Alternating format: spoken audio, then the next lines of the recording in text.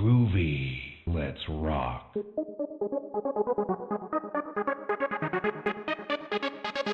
Ready for action.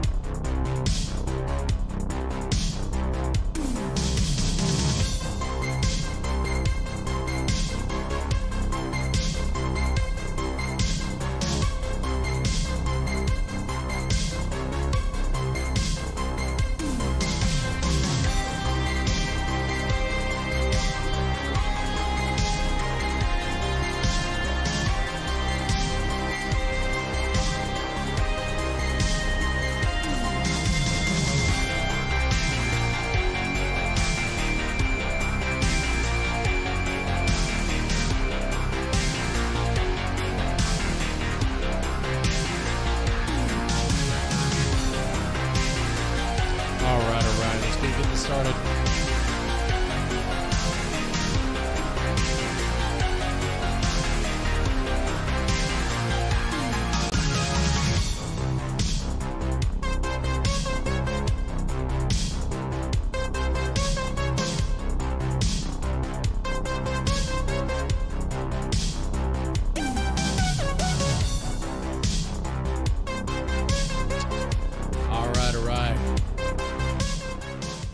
Welcome to Guntwave. I'm your host, Mr. Deadman.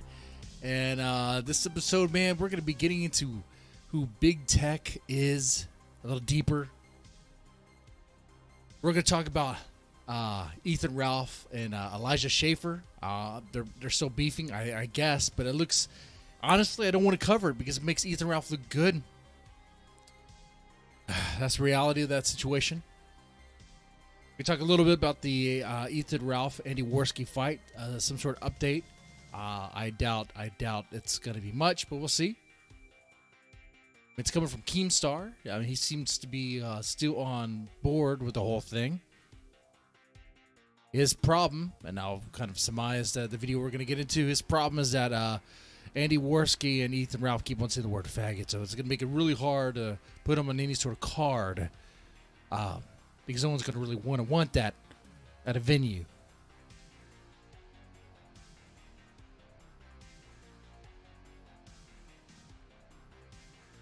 How's it going, Tree Master Bob? How you doing? By the way, I hope you guys enjoyed the TNA sort of stuff in the beginning. I think it's better than just some placeholder image. That's good stuff. I like it. Some people might find it sleazy, but you know what?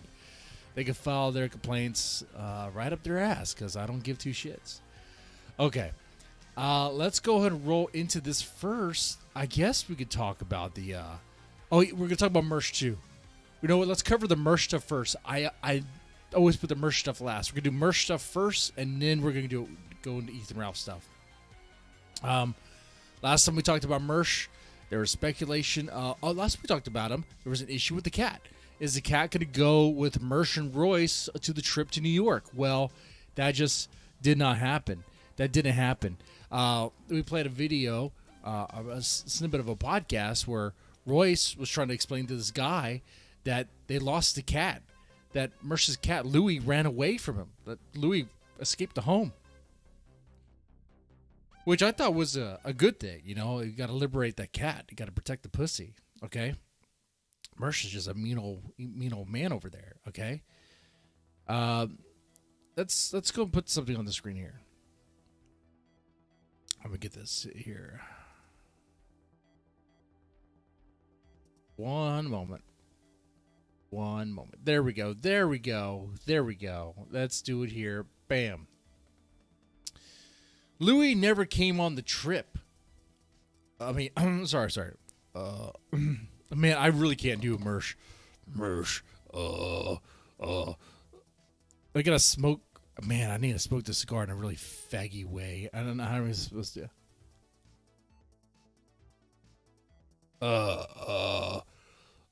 Louis never came on the trip. I was gonna bring him into about 5 days, before we left, and I decided against it. He's at the crib. Like, yeah, you could have controlled your pussy. You could have controlled the cat. You could have get the cat and take him to New York with you guys. Why would you bring your cat to New York anyway? Why would you bring your cat to New York? No one cares. Actually, I would say no one cares about your cat. Actually, people do care about the cat. People care more about the cat than they care about you. They want to see that cat escape and survive and like thrive in a just they want to see the cat liberated, okay? There's a reason why Louis, and if you ever see Nightwave Radio, you know who Louis is. Because Louis is on like he's on the screen even when he's not on the screen. Mersh has gone so cat lady. He's gone so cat lady. Every episode of Nightwave Radio, there's this ping, this transparent ping of his cat. Who cares? Who cares that much? But I think he does it because he thinks he's trying to own like the A-logs or whatever. Oh yeah, I'm gonna own the trolls by putting my pussy right there, and they're gonna be talking about it the whole time. Yeah, I'm gonna troll them. But like, you're fucking stupid. Who cares? Like you are caring so much that we just laugh at you. We laugh at you, but when you do that stuff, it'd be like the equivalent for me would be like if I got a picture of like my Harley Fat Boy and I put it on the screen, and every time I just talked about it 24/7. Okay, like no one would really care. They'll find it annoying. Be like, come on now, this is stupid. And then there would be this storyline. Be like, okay, we want to see Mr. Damon fall on the Fat Boy. We want to see the Fat Boy escape from the garage. Okay, slowly creep out. Maybe I don't know, disappear. We want to liberate it. Okay, you make it a thing. Okay. I just find it so stupid. I want to see the cat achieve what it can. Exactly. I want to see the cat achieve the dream of escaping from the Section 8 housing. And, because it's not like a moved up. It was a gas station cat. Now it's a ghetto cat. So it's it didn't move up, okay? Now Mersh can decorate the interior with fancy lighting. All right. Have you ever seen the interior of his stuff? Rare times he puts on the screen. It's like you are really embracing the cyberpunk, like the synth wave aesthetic, aren't you? Like you're going all out with the pink and purple blue lights in your own home. What the hell, dude? What the hell?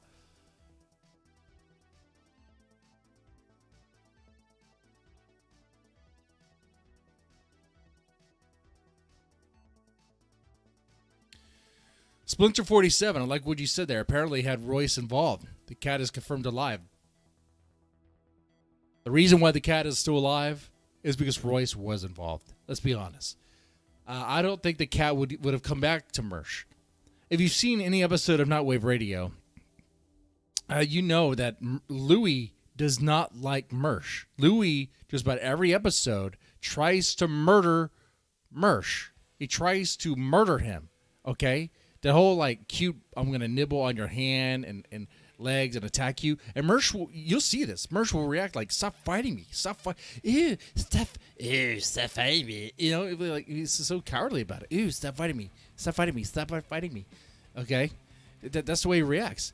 Like, the reason why Louis constantly fights him is because Louis is trying to murder him, trying to kill him. He doesn't respect, Louis doesn't respect Mersh as a master. No, he sees him as a bastard. Honestly, my spies tell me, and I have spies out there, okay? My informants tell me that part of the reason why Louis is afraid of Mersh is because of his lazy fucking eye. There's been people inside the apartment who observed Mersh and Louis together, other than Royce. It's not Royce. That's not my spy, okay? And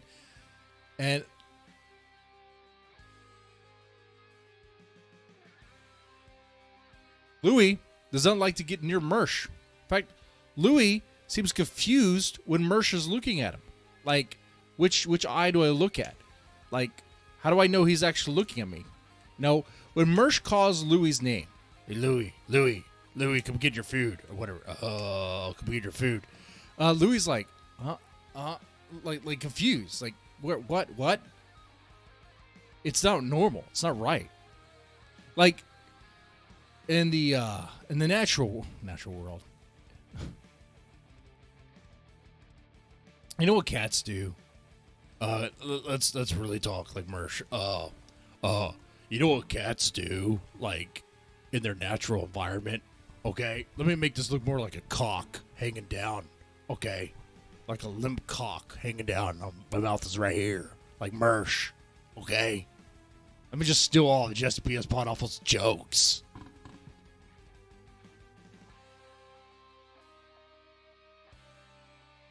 You know what cats do in their natural environment, being outside?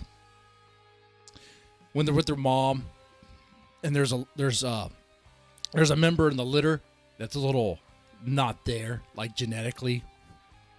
Like there's some sort of birth defect. You know what happens generally? The mom will eat it. The mom will kill it and eat it. I've seen this happen. I used to have cats. A lot of cats. I used to live on it's not a farm, but it was like a number of acres of land, okay? There actually was a pasture in the back and some farm and shit, and cats. We have cats everywhere. But yeah, I've seen it, where the moms are just fucking murder their own kids because it's a little defective, a little genetically unpure, okay? Now, not all cats. There's some cats just like, you know, whatever, because there's like inbreeding, whatever. But the ones that, you know, I guess care enough to trim the fat, to thin the herd, do it. What I'm saying is, Louis freaked out by Mersh, okay? Louis absolutely freaked out by Mersh. Now, I've also heard, in chat, help me out here. I heard, and of course this is on the Twitter, Twitter, whatever. Mersh will regularly give his cat like CBD or THX or whatever, just I guess whatever's on the stand ready, okay, to sedate it. Now the Benadryl, apparently that's a thing. You know, you can give cats Benadryl, but CBD TH. Did I say THX? THC. Is that a thing? Is that a thing? Is that kosher? Is that appropriate? Even if it's not a bad thing, like health wise, even if the CBD or THC is not gonna affect its health, it's probably not. Okay, all right. My thing is,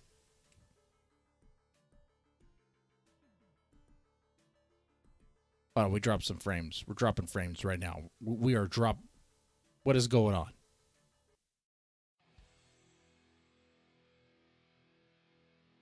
We're dropping frames. OBS is at 0. Now it's at 40. What is going on here? It's like all of a sudden the internet's like spazzing out. Okay, there we go. Okay, we're good. We're good now. We're good. My thing is, regardless about if the CBD or THC will affect the cat's health, regardless, set that aside. My thing is, why do you even have to sedate your cat in the first place? Why do you have to sedate your cat? Because your cat is trying to fight you, trying to murder you, trying to escape. Okay? Just let it be. You are forcing the cat to live in your apartment. You're forcing him. Okay?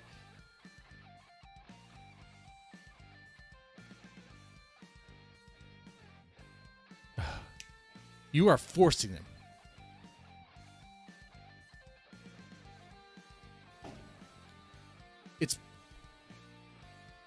That's uncool, man. That's barbaric. That's monsters. Like, just let Louis free. Let Louis go free. Anyway, chat, how you guys doing? How are you guys doing, man?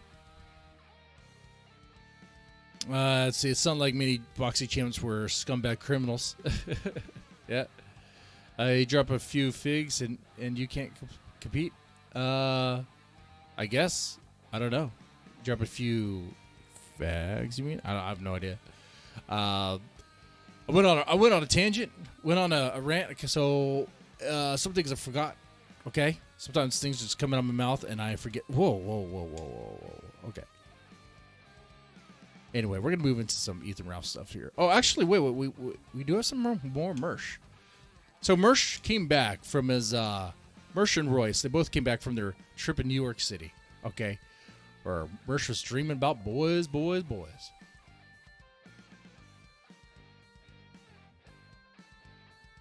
There is this hilarious clip that we got to take a look. Okay. Here's this clip here.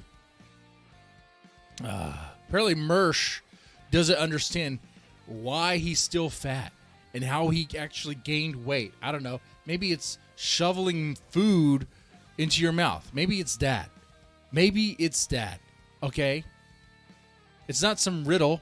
You're not solving some riddle here. Saw me. No, none of us really ate a lot. You know, I did all that walking and I gained weight. Really? I gained weight. Lost weight. Yeah, I gained weight. Okay.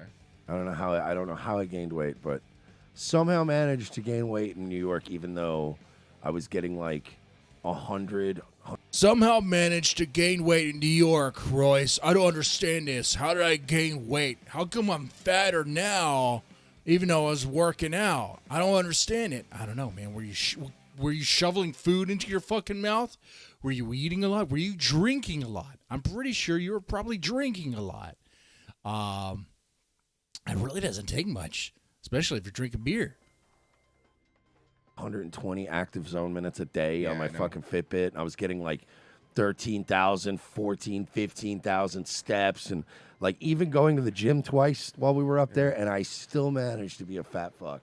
And I didn't even eat. Like, you saw me eat. None of us really ate a lot. No, I didn't eat. Like, and when I did eat, I would get like... I didn't eat that much, I swear, but somehow I got fatter. Well, I mean, look, I'm not a scientist, but don't need to be. You know, I'm not...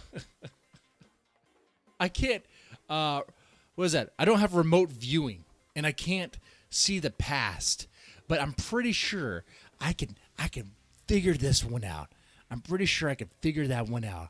I bet you're at some sort of like New York City pizzeria or whatever, and you're gorging your fucking mouth, okay? You're just eating a fucking pizza, lots of pizza, maybe lots of fucking food on top of that, other foods, guzzling beer, other liquor. So you could go on your walks. You can go on a jog. You can go work out at the gym. That doesn't mean anything if you're still eating a shit ton. Okay, all right.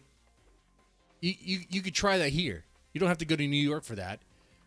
You know what? Mersh knows this. It's the reason why he hasn't lost any weight before he went to New York. He hasn't been losing weight.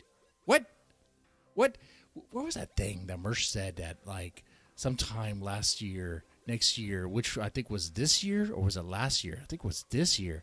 Around this year? No. I think it was last year. Last year around summertime, he was supposed to be toned and fit and be like some sort of Adonis. Oh, shit.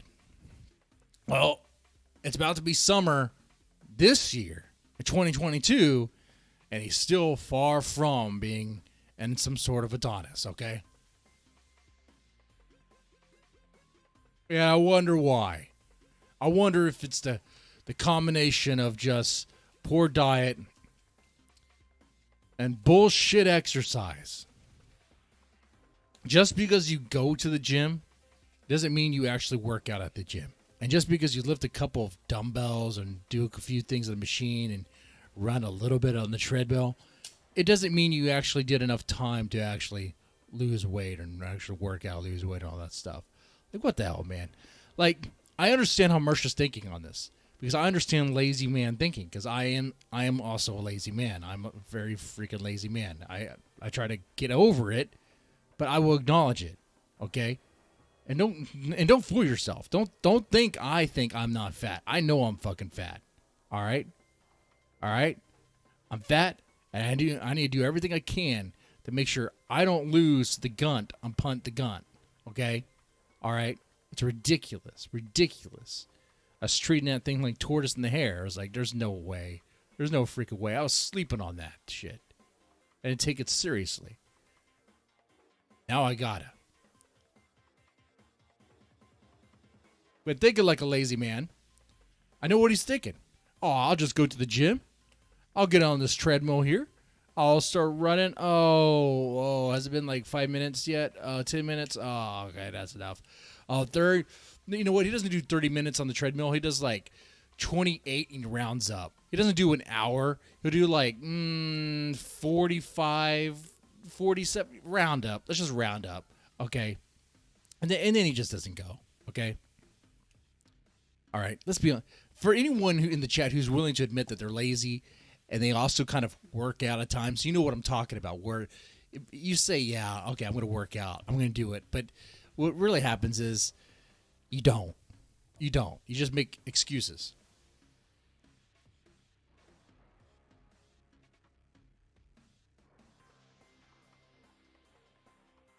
Oh, Catsman. Ooh, Revenge of the Cuck. You could do better, dead boy. Oh, this is I guess before Ethan Ralph's stuff, I guess.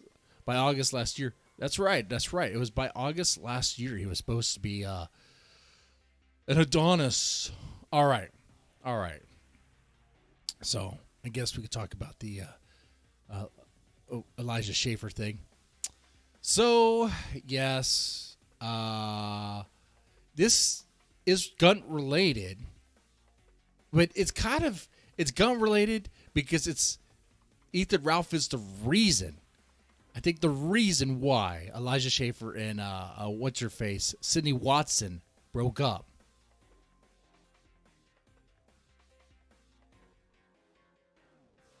I gotta suck my dick here. Okay, I think you guys are right. I think Smoking a Cigar on a live stream is not good.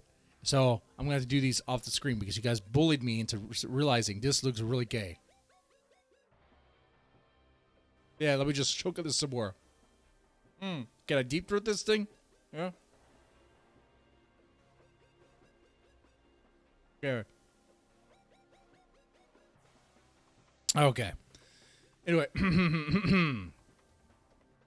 And then we'll move into the big tech stuff too. Okay. Oh. And then the boxing stuff as well. Okay. So yeah, there is this. And that's fine print, right? We gotta be able to read that. Well, good news is okay. I'll read it for you. Let me zoom in.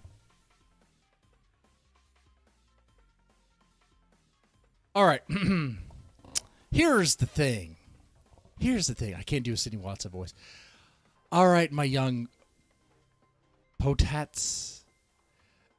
Wanted to address what I can, yes, about the You Are Here. I'd like to provide some closure as we can all move on.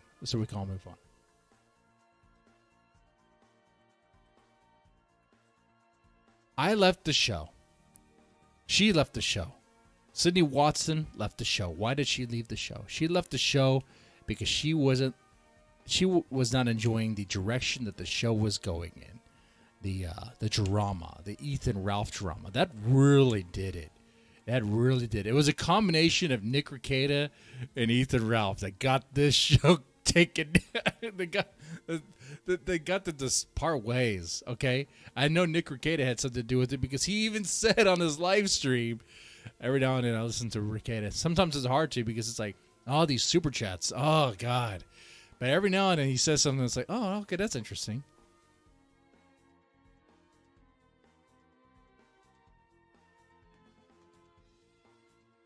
Anyway, as I left the show, there were a multitude of reasons for doing so. Ultimately, the professional situation morphed into something untenable.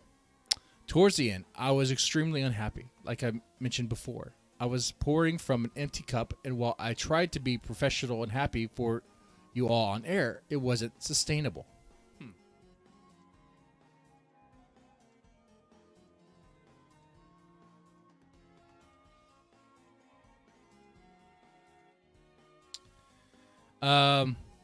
Okay. I am genuinely sorry the situation wasn't handled together or handled better with keeping you all looped in. Trust me, when I say it's been painful and confusing to navigate. I'm not interested in blood sports or drama, she says. I think we've all got bigger fishes to fry. I'm thankful for the opportunity from Blaze and what's to come. No, I didn't get fired, you noodles. Sometimes things don't work out the way we hope. It sucks. But like some divorces between mom and dad, I promise this is for everyone. Better for everyone.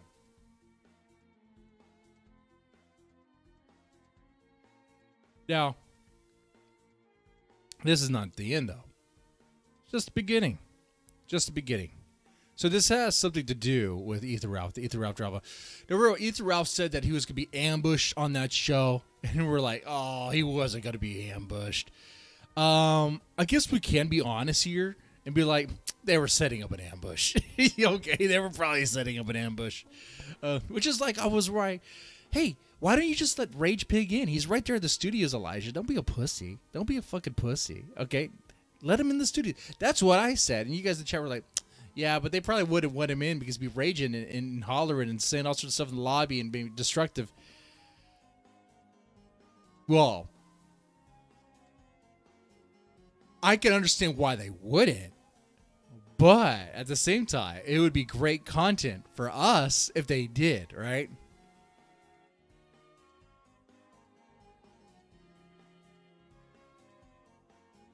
So, now Elijah is going on saying that he is in a relationship, a homosexual relationship with Ethan Ralph, and maybe that's why they broke up. I'm not sure. That's what's going on here. Let me pull this up. You've probably seen this tweet. You've probably seen it. One second. I'm gonna put it on the screen here. There you go. I should probably move that chat. I don't know why the chat is right there. See, y'all's chat is over this little TV thing. I need to be more professional. I need to have like a cog set up. Okay. All right. I need to have a soundboard that plays the wait, I don't need a soundboard. All that stuff is stupid. Okay. Here we go. So you can't read that. But you've probably seen this before. It says Elijah Schaefer is explaining. So Ethan Ralph, or the Ralph Retort, and me are gay in a relationship.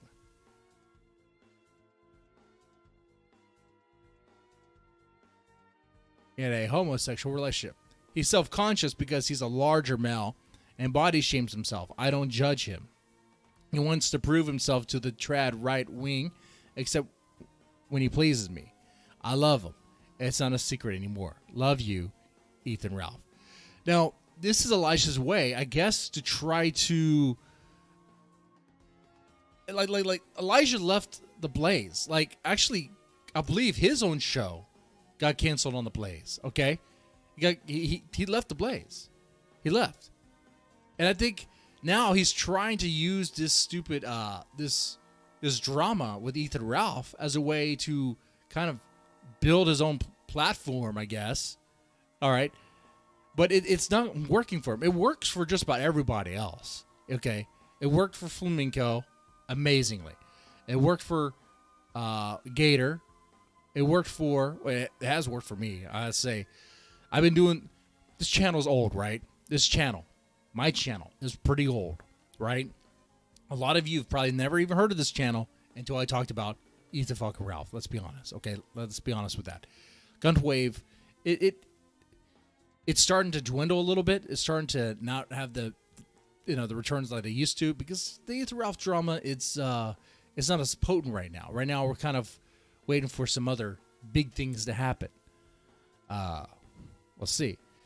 But there's a draw to it. And Elijah's trying to work on that. He's trying to be part of that. I guess get some fishes out of that thing, get something out of it. He sees Ethan Ralph as the locale that everybody else sees. He's trying to milk it. But except it's not working for him. I don't think it's going to work for him.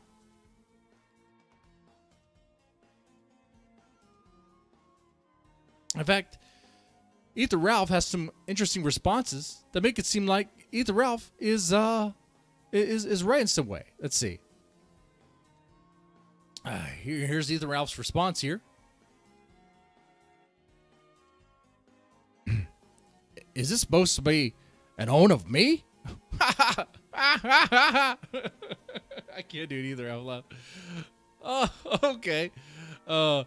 This is Ethan Ralph's not fazed by this. Ethan Ralph's not fazed by this. He's not bothered by this. What? You want to say you're in a gay relationship with Ethan Ralph? Okay. Elijah, Ethan Ralph has a child. Okay. Ethan Ralph has a child. We all know Ethan Ralph is not gay. He's not gay. The A-Logs know that. But I'll say this. This is supposedly Elijah Schaefer's wife. Elijah Schaefer is, I do believe, to be a big homosexual. Okay. Gigantic homosexual. Okay. But this is his wife. Now, this may be his wife. They might be legally married. But it doesn't mean Elijah Schaefer is straight. Okay, Steven Crowder is married. And he has kids. He's not straight. He's not straight. And the reason for that, the reason why I could say that objectively, without the threat of defamation or anything, is because Steven Crowder goes out of his way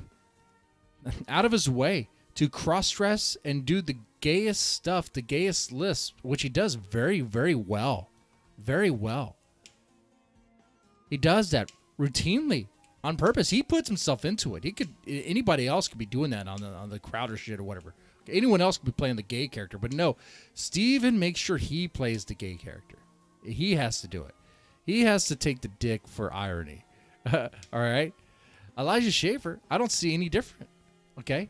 Now, I know I used... oh, yeah. I mean, what do you guys think about that?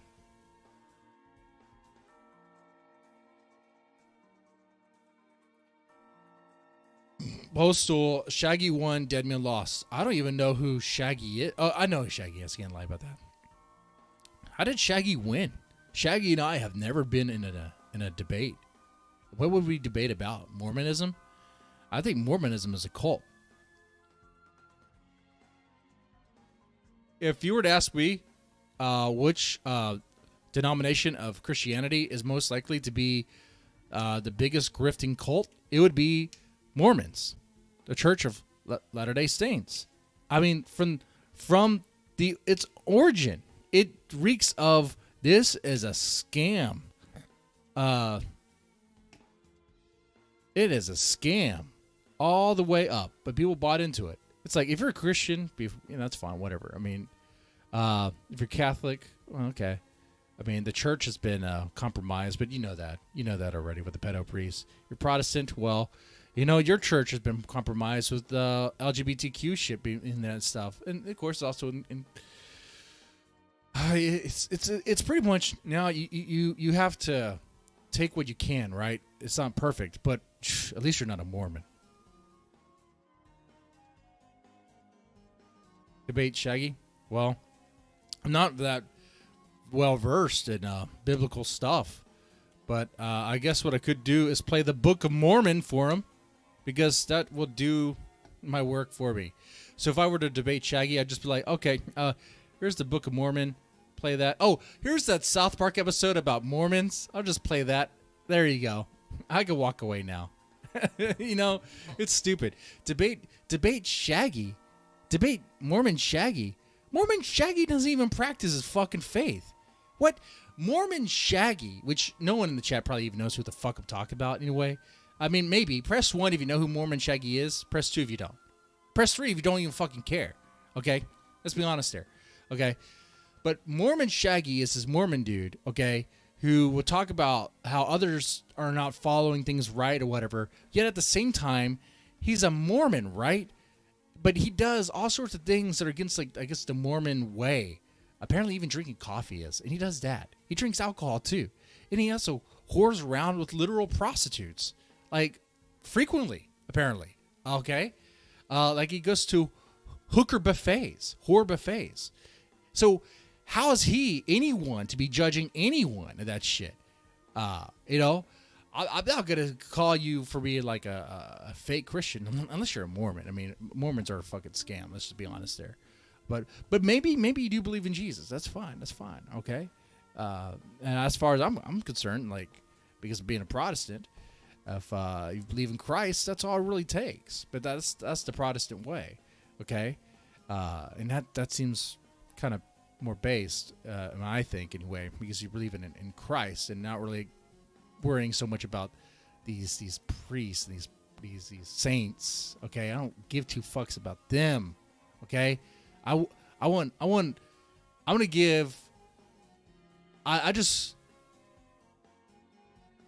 don't really care so much about them, but the saints and all that, because, like, well, they're humans. They're not Jesus. Okay. But anyway, that's the whole thing. We're going to move on from that. As someone said 1, the other person said 3. So that and that engagement has told me everything I need to know. Honestly, I'm not going to debate Shaggy. I'm actually not going to really entertain much of that. I guess you could call it like the remnants of, like, IBS, these people, they're like, oh, you got to debate this. There's this guy named Warhammer or whatever. People want to debate him or whatever, but there's stupid internet debates of nothingness. They mean nothing. First off, internet debates are a waste of fucking time anyway. Are any minds being changed at all? The only time an internet debate is interesting to watch if it's someone who has a big platform, big status, to see them get wrecked, I guess. But that's about it. If there's some small fries no one gives two fucks about, who really cares? It's bullshit. It's stupid. Anyway. And they'll be like, oh, you're afraid, blah, blah, blah. It's like, no, I don't want to waste my fucking time. How about that shit? How about, like, next thing I'm going to stream tomorrow night, it's probably going to be related to the fucking crazy manifesto of the fucking Buffalo shooter. Holy shit. Hold on. Let's segue into that real fast. Real fast. Hold on. Before I do that, you guys know what I'm talking about? You know what I'm talking about. You know what I'm fucking talking about. What's his name? Peyton? Dude. That guy was an op. This guy, let me make this bigger. This guy is supposed to be some sort of alt-right fascist guy, This guy, he's a brony, and he has furry stuff on his fucking phone. He says he's an eco-terrorist. No fascist and eco-terrorist unless they're on the left. Unless they're some leftist authoritarian, okay? Let's be real here, okay? This guy, I believe, is a leftist extremist that wanted to try to own and smear like fascists or whatever. Okay, follow me on this. And the reason I think so, if you go through this guy's history, especially on Reddit, he was worried about COVID. He's pro masks. He was pro, the vaccines, pro boosters, pro all that shit. There's a lot of things that make me suspect that, he kind of leaned that way, leaned kind of progressive in many ways. Him being a furry for one, definitely. And then he's like, okay, I'm going to put together this manifesto that's going to have all these poll memes, every single poll meme you could think of. And some of them were pretty funny memes, but all of them, put them all into the cram them all into the manifesto, 148 pages, 150 pages, okay? And then he'll say that the reason why he's doing this, the reason why he shot up that place, he used the white replacement theory.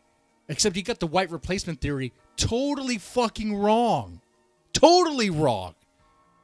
The white replacement, white genocide theory is believing that these immigrants from the southern border, from like Guatemala, are replacing white people. Not blacks. Blacks aren't replacing white people. Dude, the black population's like 13%. It's gonna take a lot. It's gonna take a lot for them to replace white people. And unfortunately for them, if that's their thing, if that's the leftist thing, is to make where black population is gonna overpopulate the white population, they keep on genociding their own babies. Okay, so it ain't fucking happening. Okay, until the black women stop aborting little black babies, they ain't getting close to competing with the white population. Okay, the white replacement theory is saying that there's a white genocide. Okay, and it's all these immigrants coming in from the southern border, all this shit. Okay, get a free pass, whatever. Come on in. It's to replace, surge them into the population and replace. Okay, that's the theory in a nutshell. Okay, it's not about black people. Which makes me believe that this manifesto is written by some fucking crazy leftist eco-terrorists that didn't know anything about that. In fact, if anything, if he was on poll for that long, 4chan for that long, he would know, I would think, what the replacement theory is really about. Okay? Yeah, the furry brony alt-right pipeline, 189 pages. It was pretty big. It was pretty big. And it's all like, the reason why he's doing this is because he wants gun control. He even says he wants gun control to be, he wants the governors. He wants the government to be coming in for your guns. Like, some right-leaning person wouldn't fucking do that. Some ultra-fascist wouldn't fucking do that shit. They wouldn't do that fucking shit. Not like this. Not like that. So, but yeah. What I find hilarious here, there's many things I find hilarious. That this guy was a fucking furry. A fucking brony. He was a brony, dude. He had brony bros. He was a Redditor furry fag. That just found all these memes. Tomorrow night, we're going to go through the manifesto, certain pages of it, okay? All right. The title of the stream is not going to be titled Manifesto. Okay. All right. But you know what it's about. All right. We got to handle it in a certain way.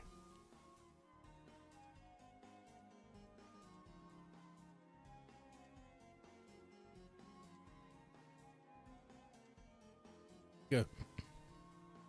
You got to handle it in a professional way. All right. So anyway.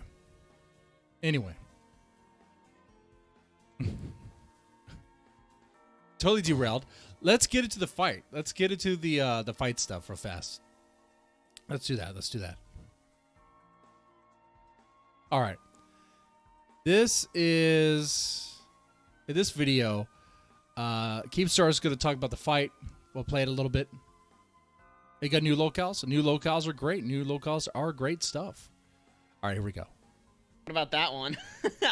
I saw something about like Warski like put up a tweet or something, or maybe it was Ralph or something talking about that event and how they haven't heard back or anything like that. What do you have to say about that one? Because the underground people want to know. Okay, so Warski hits me up. You know, Warski, give him all the credit. He tricked Boogie into saying yes to Sam Hyde. Right? But nice. That's hilarious. Sam Hyde already has other fights. Okay, so Andy Warski and Ralph, they need to understand that Sam Hyde has a fight in August. Okay. Sam Hyde also has another fight towards the end of the year. I set all that up, and everything's set up. We just haven't signed, you know. Dude, things change so much on the back end until you're actually signing a contract. But I do have fights signed up for him. Boogie, he cannot fight for a year, all right? So around this time, next year, 2023, Boogie will be ready to fight somebody. Will it be Sam Hyde? Probably not. Let's be realistic. Is Boogie going to get like... So it doesn't look like Boogie is going to be fighting anybody for a good while. But he does going to get into the Ether Ralph stuff. Okay? I honestly think this fight thing is a waste of freaking time. I got to tell you, I don't think it's going to happen. The reason why Ether Ralph is who he is. Ether Ralph is going to pussy out. Ether Ralph is not going to do this. And if I'm wrong, I'm wrong. But I don't see that. All right, I'll check that out in a little bit.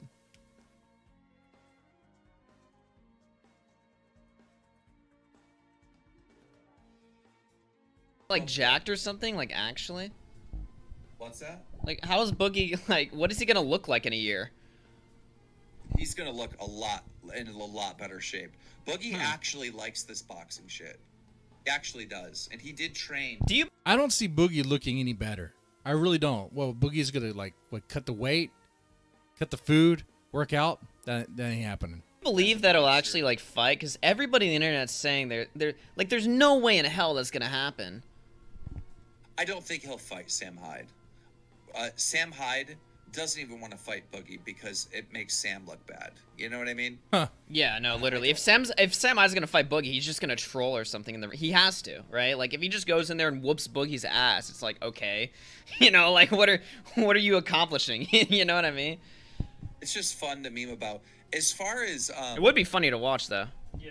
As far as Warski and Ralph actually boxing,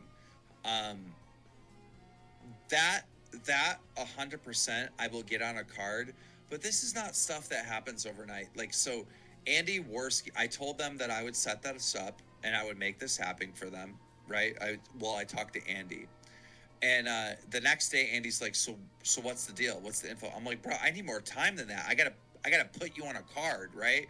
You don't want. And he can't put him on the card because they say too many bad words. We'll get into that. Andy Warski and Ralph fucking putting on gloves and fighting in a fucking parking lot or some weird shit. One of these small fight in the trailer park.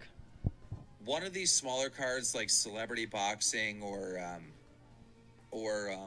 trailer park, back of an Arby's, whatever. The event that's happening in July this year, it is a possibility to get those two on the card. But realistically speaking, it's going to take a while to find the right event to put these two on. I can facilitate it. I can make it happen. It's going to be hard to find the right event. The other thing is, you got to find an event that's going to allow somebody saying horrible shit, like homophobic shit, whatever, because they both do it, you know? Most events, like, they wouldn't be able to. There we go.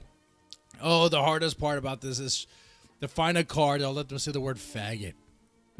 Okay, so watching people fight and like beat each other up, right? Punch each other in the face, whatever, to the black and blue. That's fine, but they say faggot while they do it. That's no good. It's bullshit. And these cigars are bullshit. They ain't fucking sand lit or shit. Last time I ever get them. They're the, I'll tell you what they are. Because I'm kind of on a budget. They are the JR cigar alternative to the Oliva nubs I usually get. Okay?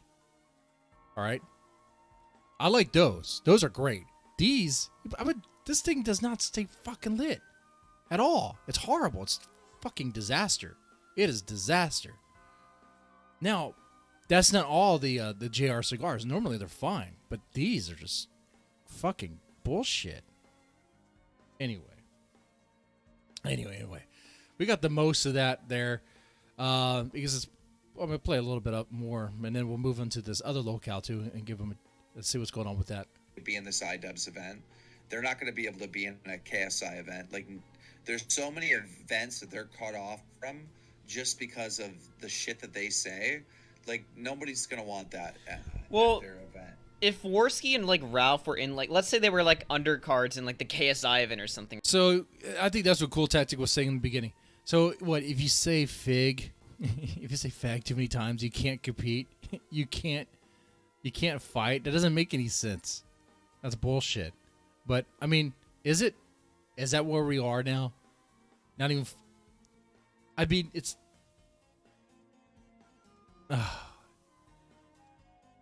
I kind of think some people would be worried. Like an iDubbbz boxing event, he probably doesn't want fag to be yelled out. Someone should just be in the crowd of one of those events with a soundboard and just bombard it with like nigger faggot over and over and over again. Okay. Which, by the way, I had this hilarious idea. I'm not gonna say it. I'm gonna do it. I'm gonna film something later on, and maybe later on this year, and at the local mall. It's gonna be great if I actually do it. It'd be fucking hilarious. Keem so far up his own ass is coughing up dream dollars. That's right. I think so.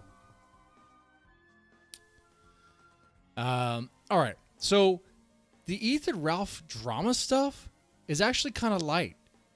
We're gonna do big tech. And then we're going to go into this other locale that Zod brought up, because I do want to talk about Big Tech a little bit. Who is Big Tech? Big Tech is this guy, okay? Big Tech looks like a character you would see on Command & Conquer. Like when you play old school Command & Conquer or old school Command & Conquer Red Alert. He's the face you would see during the FMVs, between the missions. They'd be like, you know, whatever you say. Now, he is insane from everything I've got so far. And I talked about him before. He's a wife beater. I could say this. I could say that without having to say alleged. There's a reason for that. Okay. He has some criminal charges under his belt. I believe he doesn't have access to his own kids for a reason. And he's going to tell us about, I guess, the nuances of domestic violence, of slapping your wife around, okay? And it's about women should fear men. And, you know, they should fear the monster that could come out and respect that the monster isn't fully coming out. Women should feel a respectful sense of fear toward men, because we do have strength and we can be violent. They should be grateful that we aren't, not entitled to safety around us. It's not how it is. You don't deserve for me to always be peaceful. No, he'll say things and then contradict himself. Earlier in this stream or this video, I will say, he says, you shouldn't hit a woman. But then it's like, oh, but you should fear us. And you should know that it wasn't like my full strength. It wasn't like the full mode. It was, maybe you deserved it. like a little reality. It kind of reminds me when I used to work at a mental health facility. I'm not gonna say which one or whatever. Okay, as a mental health tech, and like the mental health techs have a interesting way of talking about how they would do certain restraints. They wouldn't outright say, I hit this kid or whatever. They wouldn't do that, or hit this client or whatever. They wouldn't do that because they know. But they'll be like, I gave him a reality check. What do you mean you gave him a reality check? I saw you go into the room, the door was shut, and next thing I know, he's shut down, and he's going into the seclusion room to get away from you. It's like, oh no, I just gave him a reality check. That's all what happened there. It's like, oh okay, well there's no marker, It's like, oh okay, what happened there? Have you ever worked at one of those facilities? You kind of know. You kind of understand what's going on there. Okay, if you worked at a prison, you probably know it too. You're not supposed to do anything around the cameras. You do things off the cameras, and you talk in a way that's like, you're being kind of coy about it. Okay, that's how he's being about his wife. He's being kind of coy about it. Peaceful toward you. You're welcome. I'm holding back the strength that I have and not... I'm holding back the strength that I have. You're lucky. You're lucky, woman. You're lucky that I didn't beat you with my full force. Ooh. That's what I hear. Like killing you. And do women sometimes say things and do things that deserve... that guy. Literally, rightfully... As he says it. Warrant... that... like... a punishment or a forceful limiting. Yes, they do. They cross the line all the time. But what we do is we go, I have so much strength that I can even control myself. I can control my own. Oh, but he couldn't control himself, which is why he has a domestic violence charge. I think several of them, actually. Several, not just one. Fucking hey, dude. This guy. Oh, ooh, I can control myself. You should be lucky. You should be lucky. It's like, come on, dude. What the hell? You should be lucky. You believe this guy?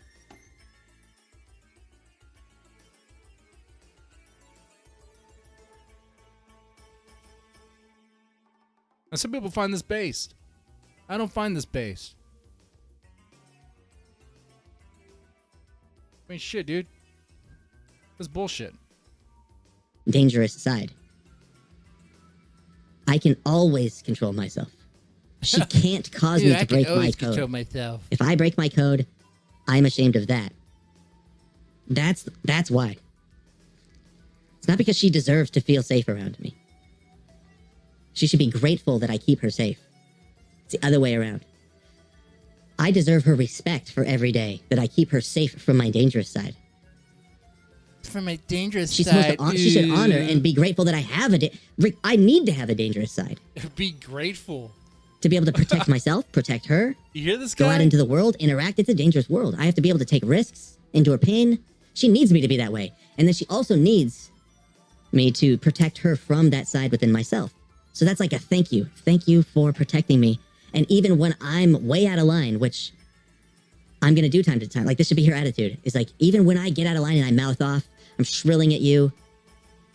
I'm saying something that's like insane because I'm on some monthly hormonal cycle that's causing me to go crazy. I can't control myself. I'm at my wit's end and she's tired and she has any, whatever. We're in a situation I'm afraid of, and if she spins out and she snaps, it's going to be down to me to maintain the frame and keep everyone safe, because I am the danger to the family because I'm bigger and I'm stronger. I am the danger to the family because I'm bigger and stronger. Let's look at his charges. Hold on, wait. Whoa. I don't want to reveal. Wait. Let me take this off the screen. One second. I mean, a dox is a dox, But I do want to look at his criminal history. I like how everything's posted. Kiwi Farms is great in that regard.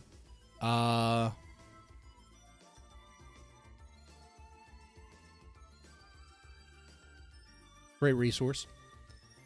Okay. Let's take a look at his criminal history here. Who would have guessed wife beater charges? Let's see here.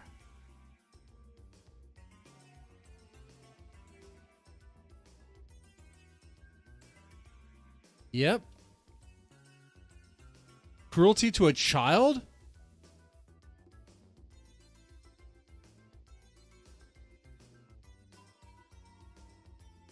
Cruelty to a child? Oh, shit. In 2016, he was there was a charge of abuse, danger of a child, willfully harm a child. Now, he is in California. That could just be a spank. In Texas, you're allowed to spank. I mean, you can spank. I don't know. I don't know what happened there. I'm kind of curious what the full details are. I'm sure it was more than just a spanking. Okay. Let's see. 2016 again. Battery on spouse.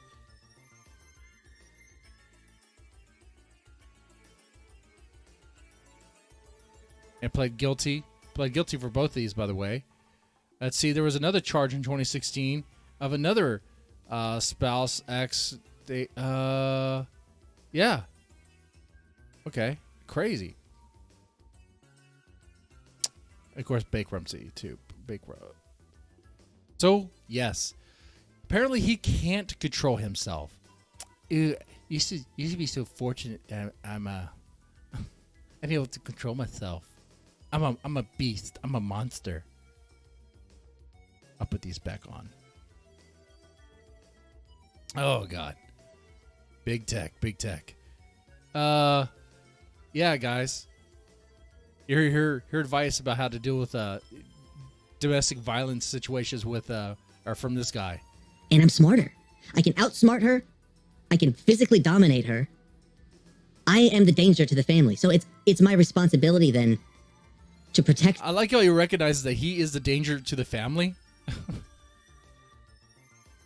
The family from my strength as a man. That's the way we look at it. It's not because she's a special flower angel who is above ever being, oh, how dare you ever touch me? Oh, you monster. How dare you lay a hand upon a lady? No, honestly, fuck you, you dirty bitch. You're lucky I don't kill you. You should be grateful to me for protecting you You're from lucky my I strength. didn't kill you. How much? This guy sounds like unhinged, right? He sounds like he's a little insane. Now, I think I was correct in the chat. Insane. No. He preys on the weak. That's not insane. You're right. He's a monster. He's a pathetic, spineless, beta bitch pussy. Fuck, that beat up on women. Okay? He goes with the territory, though, to have like a Jack Murphy looking beard, or kind of a pre-Jack Murphy beard and a cum catcher. I'm pretty sure he is gay. Here's a little video where he talks about he's totally not gay. We're going to play that. Flash, do you have any friends that are? I am not in the LGBT plus community. No. And I don't have any friends that are. No. Why would you say that? Do I seem gay? You look I a hope little I gay. don't. If I do, literally, it's just I'm in California, man. It's hard for it to not rub off. I act the way. I don't know. I'm me, but You act the way what? You act the way Californians act? Come on now. No, Jack Murphy was a cuck. He wasn't like a wife beater and a child abuser. Okay? Jesus Christ. All right. Let's move it to the other locale. We'll take a look at this guy. Just going in it live right now.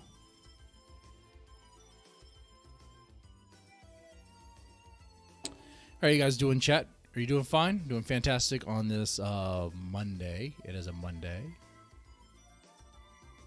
things at work are going well for me. I hope things are going well for you. Gas prices are insanely high, but we all know that. It's irritating. That's $4 over here. $4 where I live. It's probably like $6 where y'all live. It's insane. I'm just like, man, someone needs, because I said this before, man, look into it.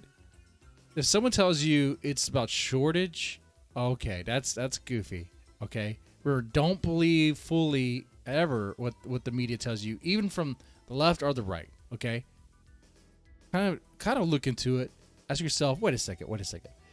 If a barrel's like $50 per barrel, aren't oil companies kind of incentivized to pump more and to put more out there? Well, they kind of are. And actually, they still are. Like the big oil guys, they haven't stopped. Production hasn't stopped, and they are trying to drill. From people on the inside, I'm not gonna name these friends or particular people I know, but because docs and all that. But the issue is, from what I understand, is that these other small companies, they want to drill. They want to drill.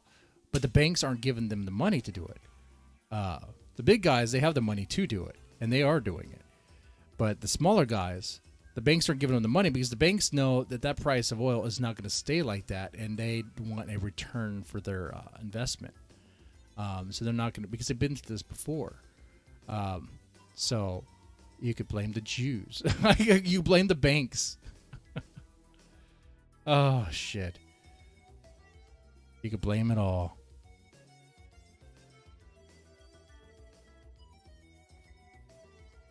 Okay, let's play this.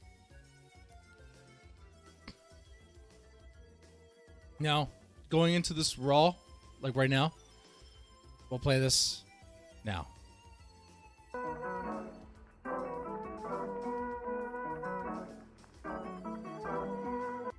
DankNet presents what? Oh, I gored. Hold on.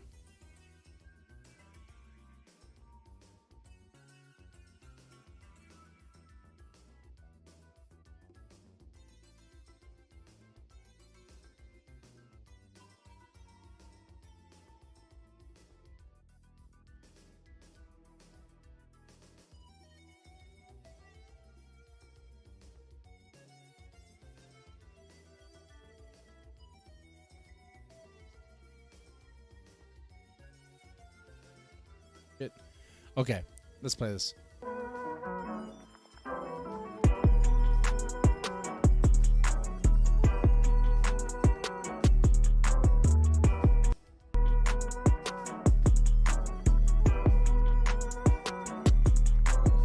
Deep, tucked away in a cozy town in Richmond, Virginia, lies one of the most talented men to show his masculine face on your living room TV set.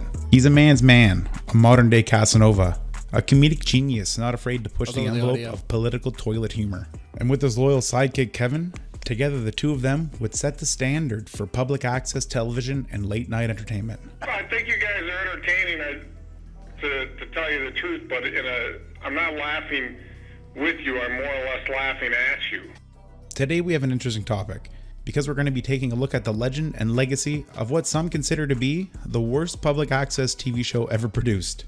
The Gorgeous George Show. Public access TV is a weird creature. In the 1970s, an act was passed under Section 611 of the Communications Act that made it a requirement for cable providers to provide channels dedicated to the public where members of the community were able to produce TV shows which could be broadcasted to local channels. Public access was a great way to gain experience and learn the production process, but as public access television is great.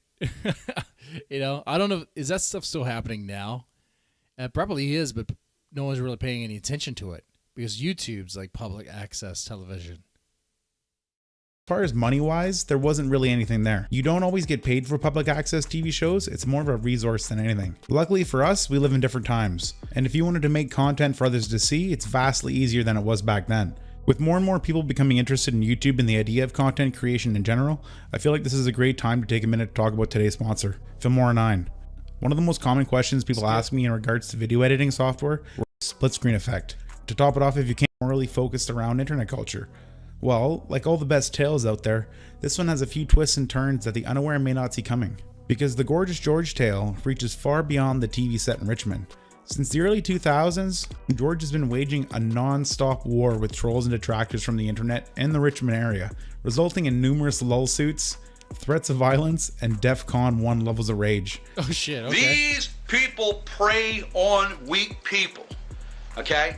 But I am not weak, okay? And you thinking that by me doing something or responding that it's getting a reaction? No, you're not getting a reaction. I am stating the obvious. There is no reaction. You think you're getting a reaction about me responding. I do what I will. I do what I want to do. No, nobody tells me what to do. I do what I want. Oh, me reacting. Oh, that's not me reacting. That's me doing what I want to do. Okay, but you're reacting. It's safe to say that even though George's story starts off different and unique, its current trajectory is more than familiar territory. From an early age, George was always interested in pursuing a career in entertainment. Being an entertainer in the center of attention was always something that really appealed to him. He says in a short self-written bio that after watching some low-budget political talk shows, he figured he could do it better himself. Humble beginnings. So George and his close friend Matt started filming in 1994. The Gorgeous George show consisted of short skits, terrible improv, and some not so hot political takes. It also had a lot of strange guests and some musical performances from George and local bands.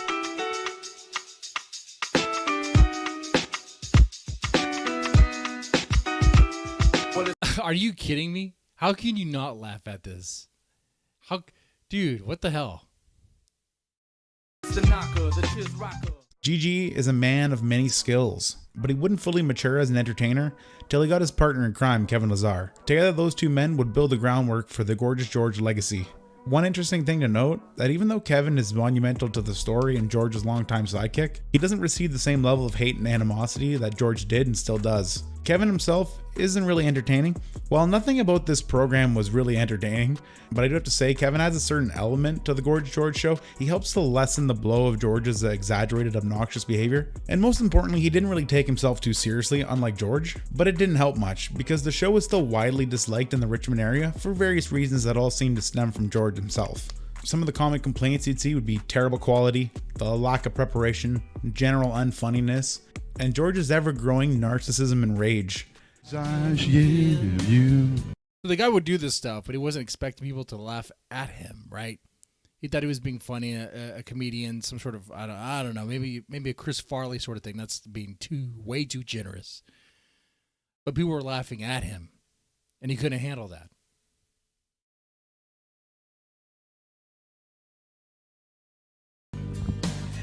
What cuts? I'm sorry. Start this again. Either shut up or get out of here. Start again. Start again. You don't like it? Fuck out of here. Wrap it up. I'm sorry. Start it up again. Is that part of the bit, or is he breaking down? What's going on there? Bullshit. Start it up again. I need you to start it up again. Raise it up, please. Raise it up. Raise it up. Raise it up. Raise it up. I don't think this is part of a bit. I don't think this is a part of a bit at all. I can't hear it in here. I can't hear it. I cannot hear it. There's also a Oh, Chauncey. Sounds like a dead man narcissistic rage. Or do I rage like that? Man, I haven't raged like that in a while. Have I?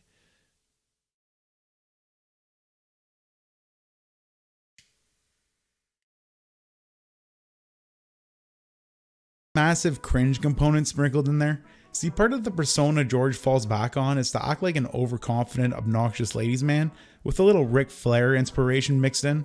The gig itself is pretty overused and feels really forced from time to time. I've had a lot of support. Don't get me wrong, I've had a lot of people back me up, it's obvious. But to discredit the people, the trash out there that downgrade my show. They know who they are. They know who they are, but you know what? You know what? What can they kiss? But do you know what? What can they kiss? You know what they can kiss. But you know what? They still watch my show. No matter if they want to take me off. They're compelled to. If they want to take me off the airwaves, they still watch me. Because I am intrigued. That's right, guys. Chauncey, number one A-log. Hey, Chauncey, you can't be number one A-log. First off, I know you just buzzed my balls. All right. Another thing is, you have to compete with Bronx Beats. Oh, wait, that's right. He's been banned forever for being too much of a spamming faggot. Okay. You have to compete with ZXV. Oh, I guess. Good luck on that. I am gorgeous. I'm gorgeous, guys. I'm gorgeous. In every category. And I am what's causing this assembly tonight. And people just don't know how to take cockiness. People don't know how to take arrogancy. Yes, I'm cocky. Yes, I'm arrogant. But I've got every way to back it up. I've got every means and every inch of my body can back up what I say. That's every inch. We were like 4 inches there, buddy. I'm guessing. I know that was a dick joke. Something awful destroyed his life. People started calling him in to many meetups. I think that's hilarious. Arrest him. Send him Guantanamo Bay. Yeah. Well, my number one rule is don't be a spamming faggot. Okay, that's it. I mean, it makes sense. No one likes that. The chat doesn't even like that. You rage on the Dymo. Yeah. I mean, that was short-lived, though.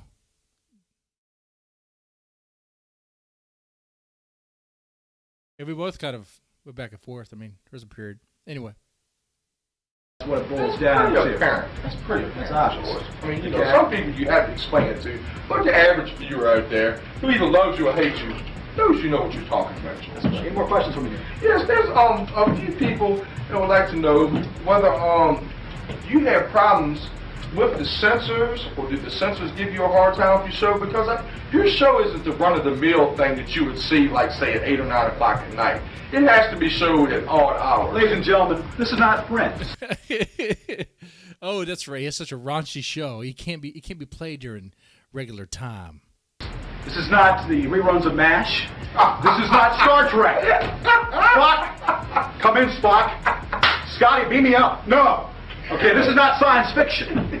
This is reality, baby. Woo! You know? It's just like Gorgeous George. Ladies, same pair. Gorgeous George. Okay, we have it discard fast. The name's not bad. I mean, the name kind of interesting. All right. I want to see him rage.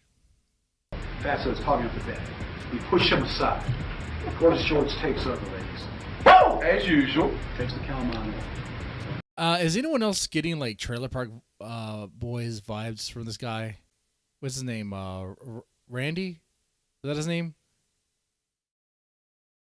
Fuck, it's the main guy. Yeah. No. Randy was the burger boy. Holy shit. Holy fuck. I'm spacing on the name.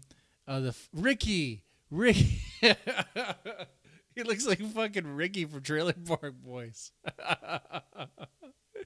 Oh, shit. Rub that body all so smooth.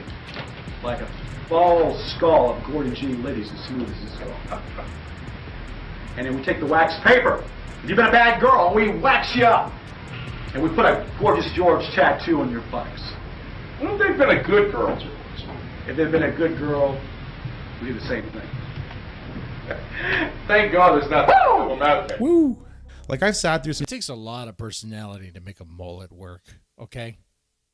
dry videos and watched some shit that was hard to get through, but the Gorgeous George show is at the top of the list. There are some moments, most of which involve random female guests, that are so awkward that you think to yourself, it has to be designed this way. Show me. From flirting with pregnant women to having erotic conversations on air that sound like they were written by a 13-year-old in heat. Now, you told me that basically that you like the white stuff in my package. Yeah. This episode in particular was an hour straight. I mean, he was probably influenced by Stern, right? Like a lot of these guys were. Like Howard Stern was like their main inspiration. Of this one whole hour, well, 44 minutes. And yeah, I watched the whole goddamn thing. I wish there was a word for that gross feeling you get that's immediately followed by the sudden urge to shower, because that's how I felt like after watching this. Thankfully, not every guest was a complete loss. Every so often, George would spice things up with a guest that was at least mildly entertaining. Some of the more memorable ones were Grandmaster Dong and Gigi's personal friend Sue, both for completely different reasons, mind you. Grandmaster Dong was Gigi's personal karate instructor. So I said he was so creepy in that. What level creep was he? Was he like casting couch creep, or was it like worse? Was it like when I do the Men of Culture streams, or was it like like the old man?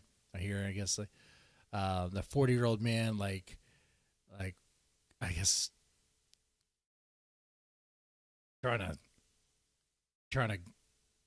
I don't know, trying to flirt with some fucking soccer mom, so nasty, gross.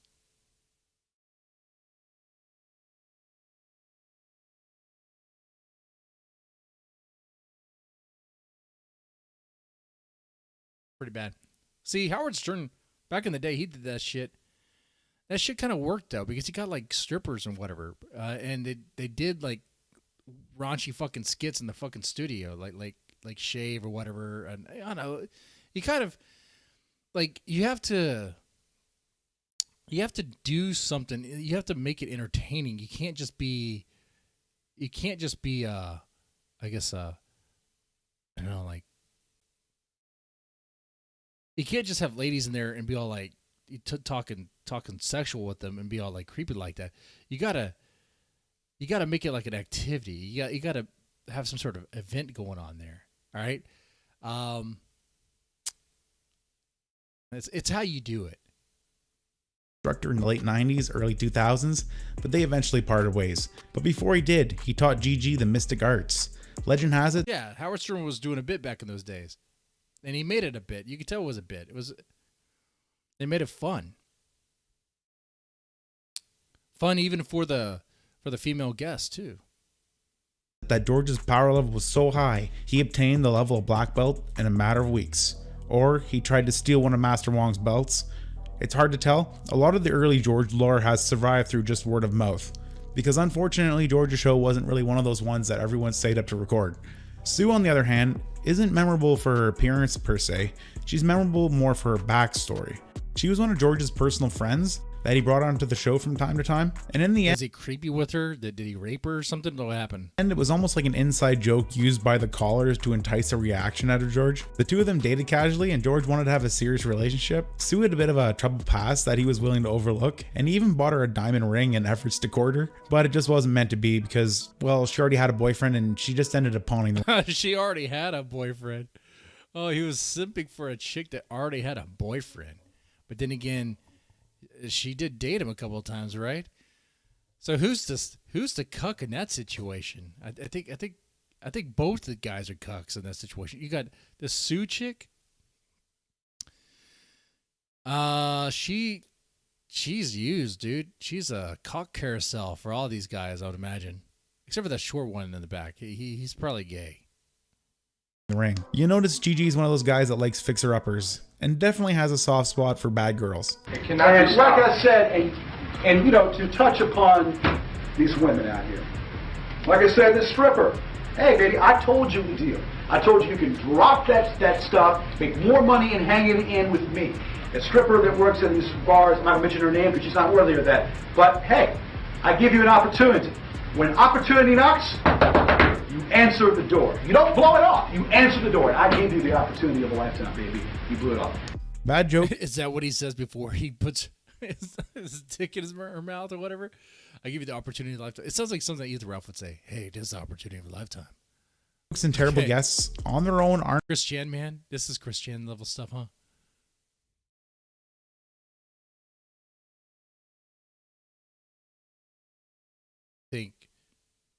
You don't think. Do you think this guy knows what Sonic the Hedgehog is and is a huge fan of Sonic the Hedgehog? I don't think we're going to get there. He most definitely didn't fuck his own mom. Dude, Chris Chan broke the fucking internet, dude. That shit was fucking crazy.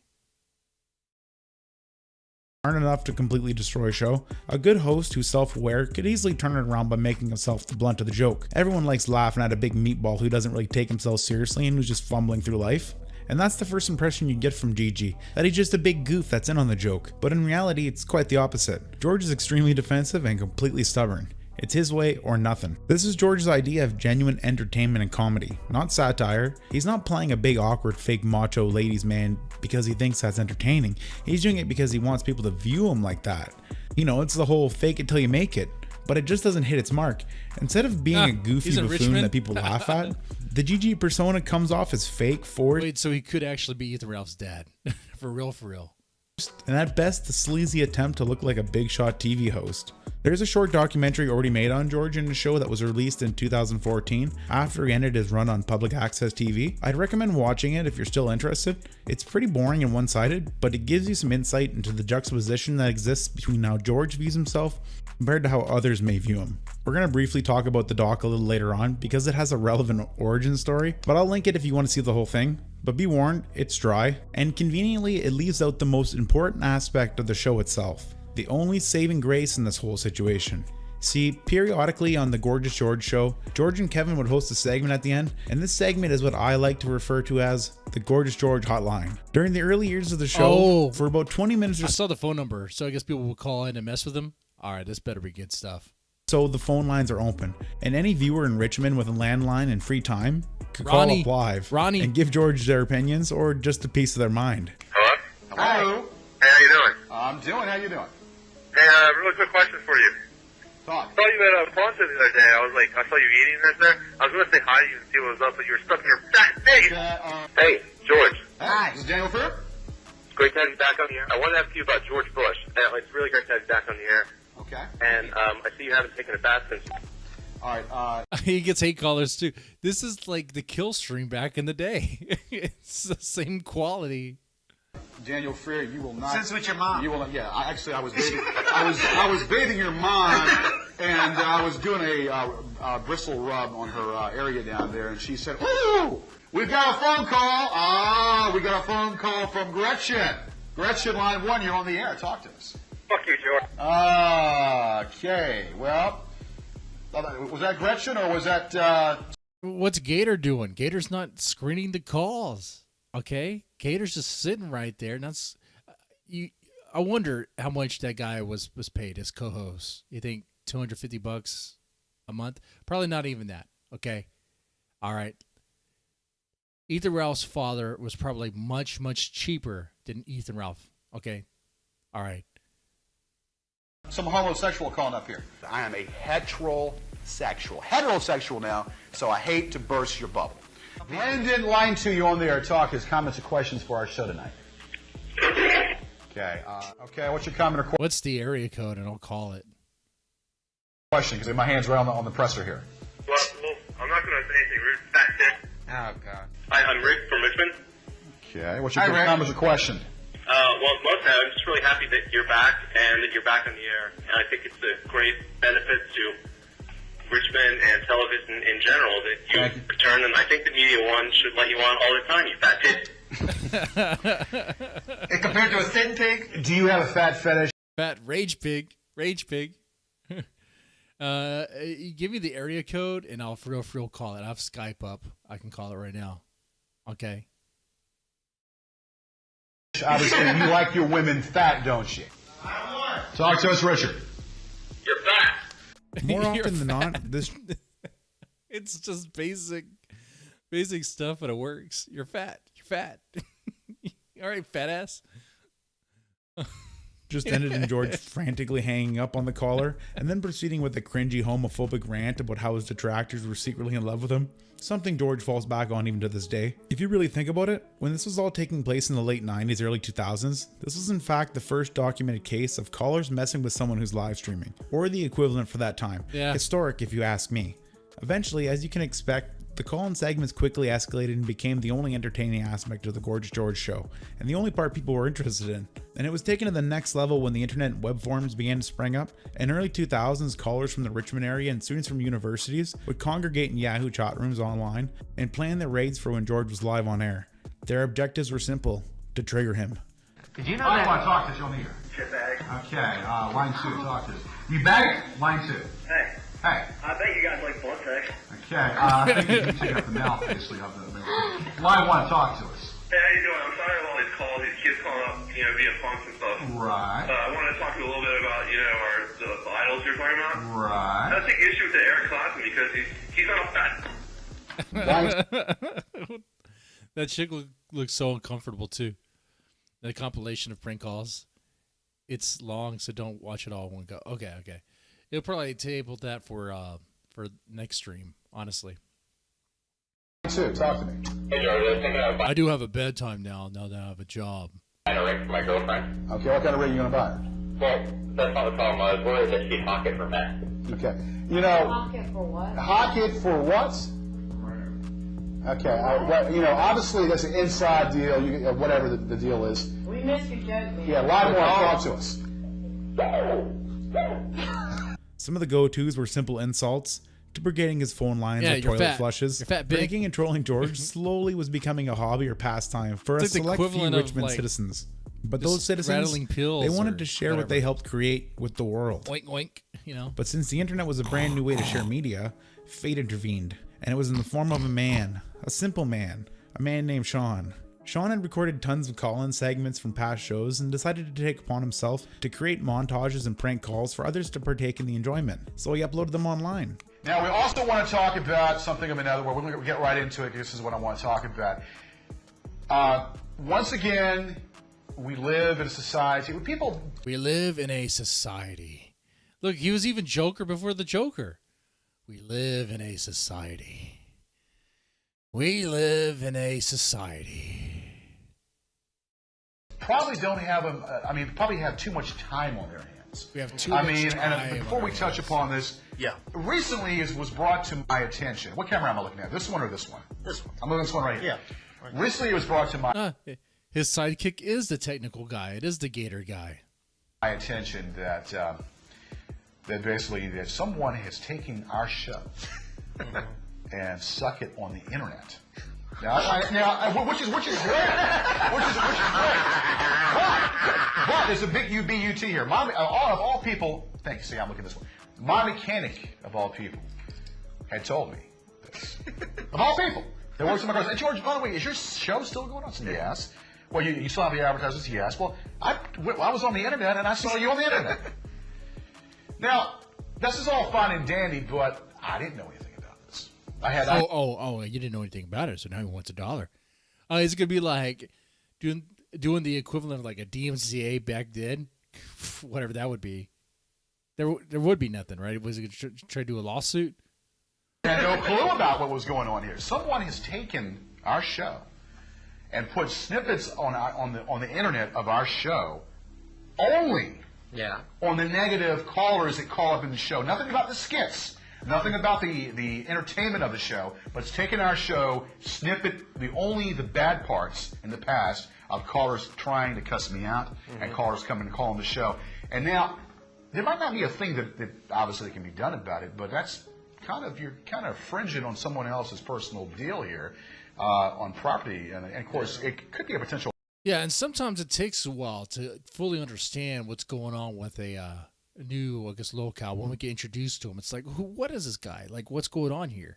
But I will say this has become pretty entertaining. These calls, and you definitely see the proto Ethan Ralph, proto kill stream sort of thing here. It's very uncanny. It really is. The similarities. I mean. Lawsuit. And there's possible ways of finding out who this bastard is.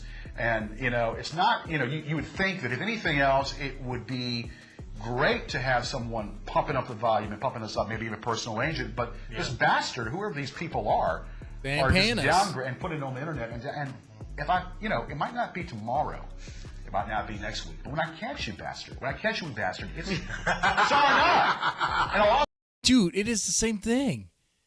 He makes a show about his fucking drama, about how he's going to... This freeze frame is weird, right? He looks like he has no soul. Looks like a demon, right? Look at that. Look at that. Those are demon eyes. Holy shit. With a demon eyes with a Hitler mustache.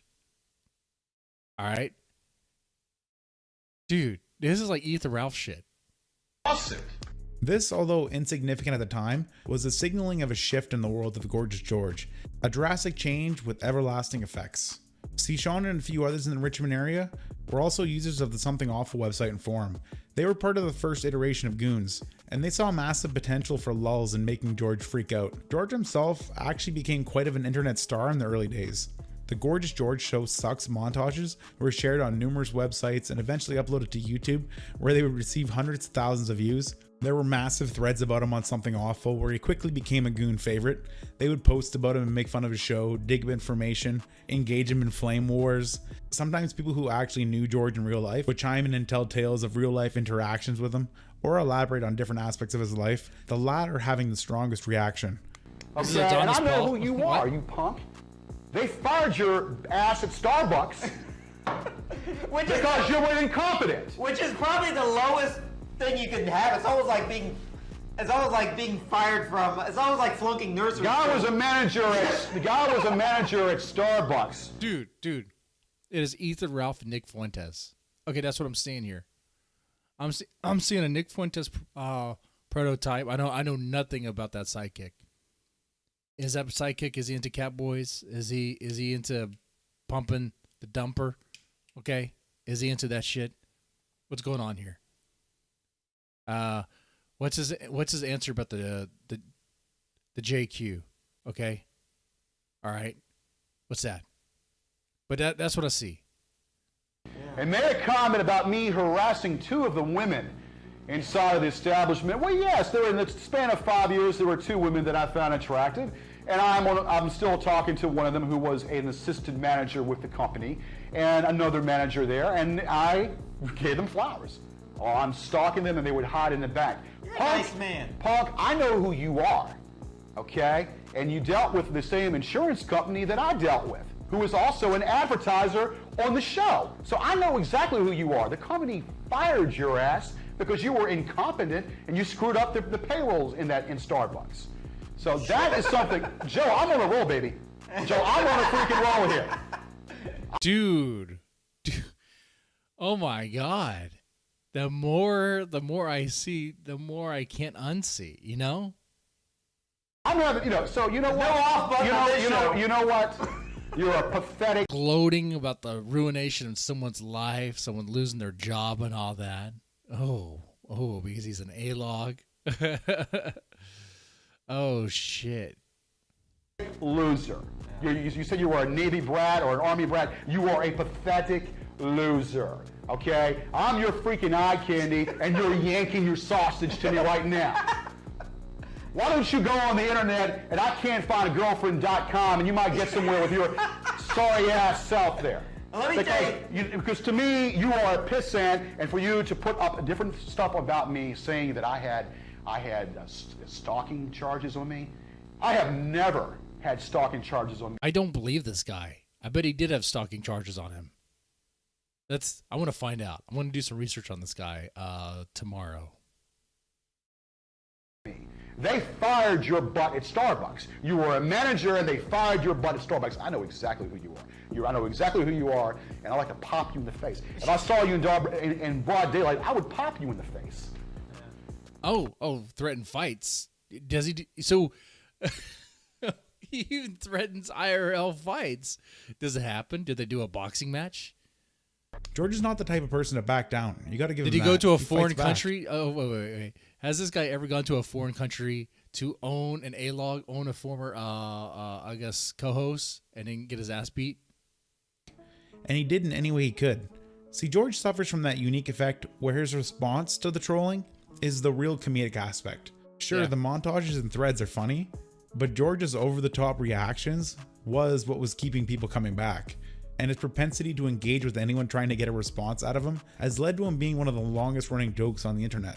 From posting threats of violence to trying to set up fights with random people online, he's stubborn and he was in it for the long haul. For years, this was his life. Gorgeous George show by day, online flame wars by night. All right, we're going to get into the topic tonight, and I'm going to just put this to bed once and for all. All you internet geeks out there, listen to me and listen. All you Kiwi farm guys, All you Karen Farms, listen to me. Listen to me good. Listen to me good. I viewed all 22 pages of that crap. I viewed all 22 threads, which is like probably over 3,000, 5,000 pages, probably 8,000, 24,000 pages. How many pages? How many pages are on the Ethan Ralph board, the Gunt board on Kiwi Farms? But the equivalent of that, I viewed all of that. I've read every single thing that you all put on the internet about me. 22 solid pages of yours truly, your eye candy, whacking your sausage to every little thing. Dude, he has a green screen behind him. Has anyone like taken his show and put like hardcore gay pornography behind him? It'd be so easy to do. That I say. You don't usually talk and give the spotlight to the enemy. Yeah. You don't give the spotlight to the enemy whatsoever, but you got my attention, and you got my attention in spades. And in almost every similar case involving internet trolling, things escalated and took another change in 2010. George was bouncing his show between public access and local radio stations, and he was entertaining the idea of completely retiring. It seemed the end was near, but in a surprising turn of events, instead of fading off into obscurity, George flipped the script. March of that year, he actually tried to sue multiple goons from the Something Awful website, along with YouTube itself. He had enough of people digging up information about him and re-uploading his clips. He also wanted YouTube and Google to be held responsible for not taking his action against people re-uploading his content. As you can imagine, the case was quickly thrown out, and just caused more people to laugh and poke fun at him to entice a reaction. You could even say that this was just throwing gas on the fire. This is a good locale. We got to explore some of this stuff. I know it's going to be kind of historic and old, but for some of us, like myself, it's going to be new and fresh. So interesting. Because this really did just make things worse for him and his detractors, and it would only be a few months till they struck again. In December that same year, George was doing a Christmas show on 1450 WCLM. Breaking the airwaves and radio, and we're doing the Christmas show on radio, and I've got something to say for all my fans out there. 'Twas the night before Christmas, and all through the house, not a puss was stirring, not the one even under your blouse. Everything was hung in care. The stockings and the pantyhose were hung in care. That gorgeous George would soon come there. And every sister wants to see how many inches that GG will stick it in. Oh, he's into sisters. He's into black chicks like Ethan Ralph. Ethan Ralph loves black prostitutes. He loves it. And I kind of wonder if it's because he's a gambling man and he's trying to gamble whether or not he's going to get herpes, AIDS, maybe a combination of the both. Okay. I think Ethan Ralph loves playing Russian roulette with his dick. I do. You have to if you're going to be going to black prostitutes. Prostitutes in general. I mean, let's not do that. Don't do that. Unless you're really desperate. And dozens of goons flooded the radio station with complaints about George's singing and use of vulgar language. I believe he lost this battle and was banned from the radio station for it, but the war was not over. After this, George started a trend of trying to use the courts to settle his online feuds. It's gotten so bad that at this point he's on the verge of being labeled a fictitious litigant. Gorgeous George lawsuits. Man, I could make a whole video dedicated to just how ridiculous they are on their own. But it wouldn't be very entertaining because they all end the same way, with George getting laughed out of court. But for the ease of understanding, I'll give you some highlights of the Gorgeous George lawsuit saga. His first foray into the courts saw him try to sue 4 posters from Something Awful. That was thrown out. Less than 2 years later, he was back in the courts, this time suing a total of 11 shit posters.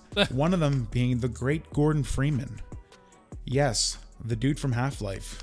He also tried to register his show. What? Oh, okay, wait. He tried to sue a video game character? What? No way. How do you do that? How do you do that? With a straight face. Oh yeah,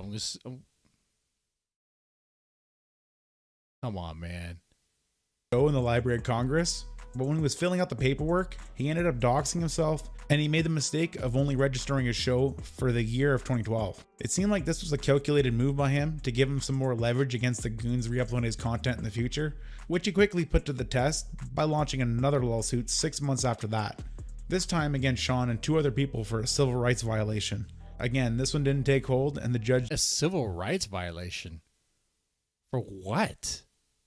Declared that his complaint was too vague. Around this time, the documentary I mentioned earlier was being completed and released in early 2014. The documentary itself has an interesting backstory. It was produced by Brandon Hartsey and Kenny Johnson, and if I'm not mistaken, was originally planned to be a troll documentary, or a mockumentary, designed to make fun of George. Kind of like that highly underrated Jason Genova doc, Pumping Piss. Same idea.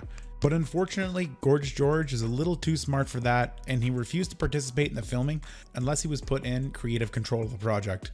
And one thing he wanted to exclude from the documentary was any and all mention of the prank calls and trolling. Hence why I said the documentary is very one-sided. You can't tell the Gorgeous George story without including that. It's the reason why he became infamous on the internet in the first place. Sean, George's arch enemy, did a commentary video on the documentary. So Sean is Sean the equivalent to like Joshua Moon in this situation? What kind of arch enemy is he, Zod? You seem to be very knowledgeable about this guy. He's like a Joshua Moon, he's like an Andy Warski, he's like a PPP, what is he? Documentary after it was released, and once again, to no one's surprise, George tried to sue him for copyright infringement. This lawsuit went on for a little over a year because George kept on appealing the judge's decisions, and it got to the point where it was pretty apparent he was just wasting everyone's time. By this time in the Gorgeous George tale, his show was basically taking the backseat to his online antics and personal feuds. YouTube, you're a bunch of hypocrites. YouTube, you're dropping the ball with this, which you're going to see things my way, because I'm going to make sure of that. That's all I'm going to say. Talk tough, Rage Pig. About this. This son of a bitch takes my videos and critiques me all the damn time. This ain't going to take long. I'm going to critique one of this son of a bitch's video right now, and I'm going to give this son of a bitch a dose of his own freaking medicine. And I'm going to commentate on this son of a bitch and his raging homo tendencies. Let's get to it. All right here you see what I'm Oh my god, it's like how people are doing things now, where the camera just right on the screen, which is done because it's done that way then. Wait. That YouTube version of YouTube actually doesn't look that old. Capture card stuff was available. Screen grabs was available. Oh, you know what?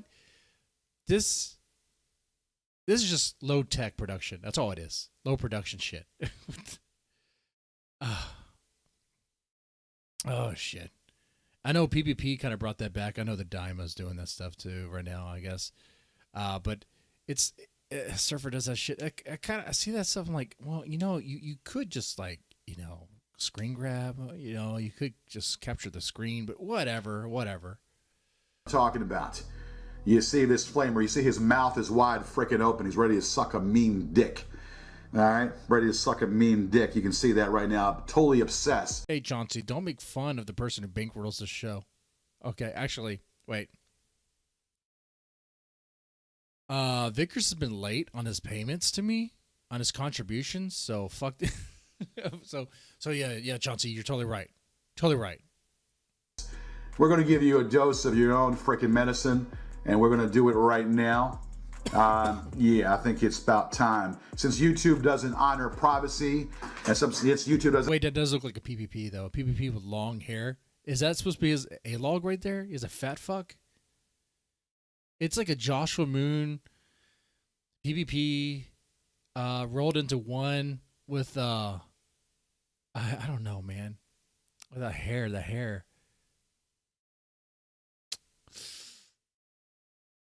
I'll throw that one to you guys.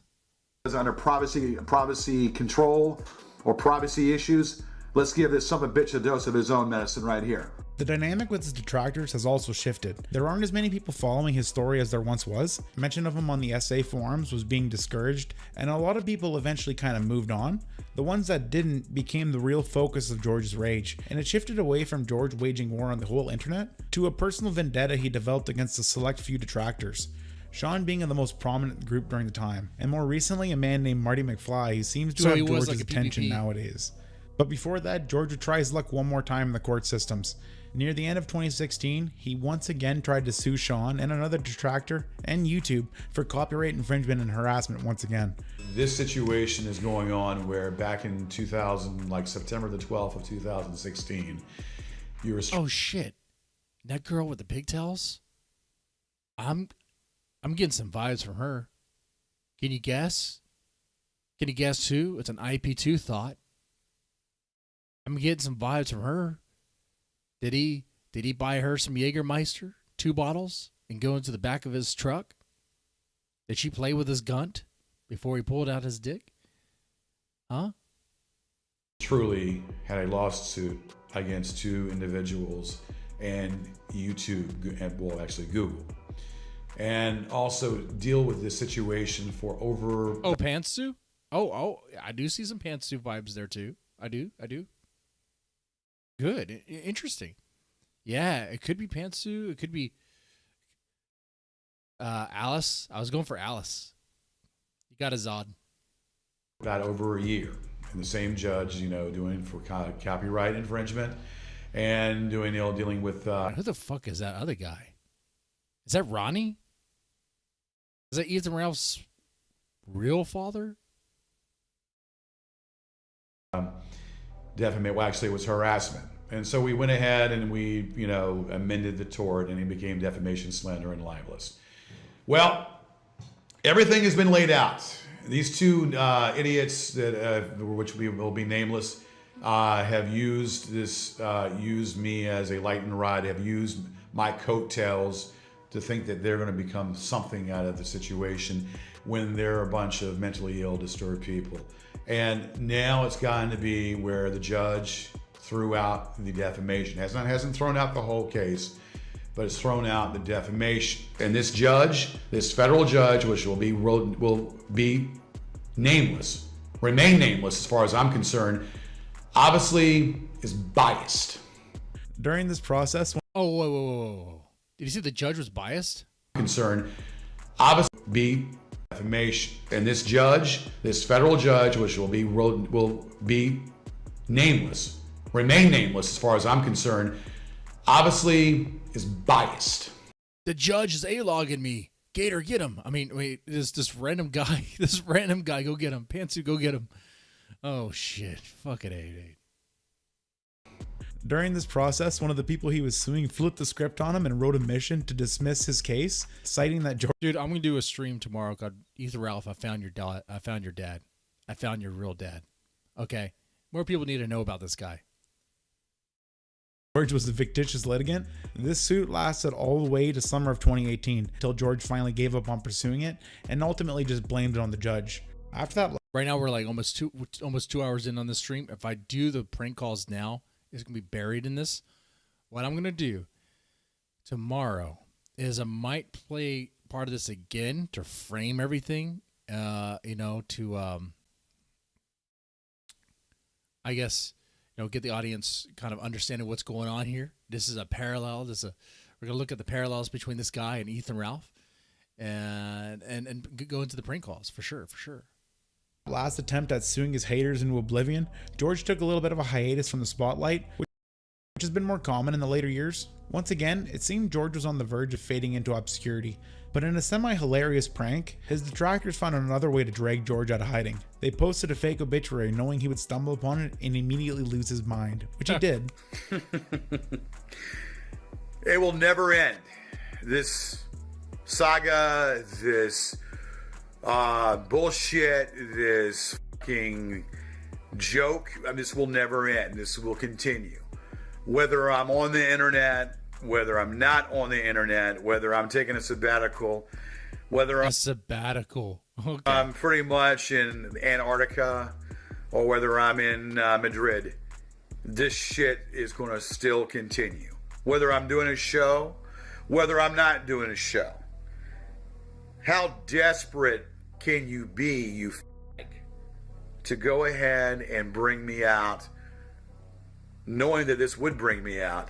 How pathetic are you? How pathetic can you be? So I have to address something real quick as we near the conclusion of this video. I know it goes. I mean, it brought you out though, so I guess they were very effective. You say they're pathetic, but they're effective. So I mean, being said, and I sound kind of like a broken record when I say this shit, but if this is your first time hearing about George, don't seek him out and jump into the whole trolling train. He's somewhat still active even to this day. I know it may be tempting, but George is so happy beyond belief.